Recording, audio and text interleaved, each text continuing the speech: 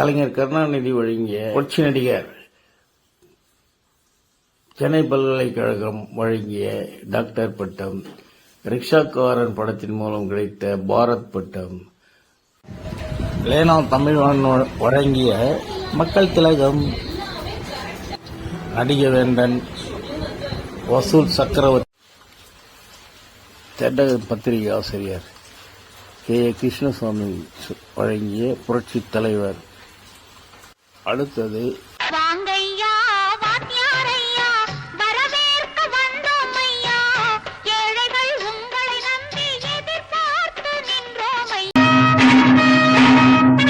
பிடிச்சதா லைக் பண்ணுங்க, சப்ஸ்கிரைப் பண்ணுங்க, ஷேர் பண்ணுங்க.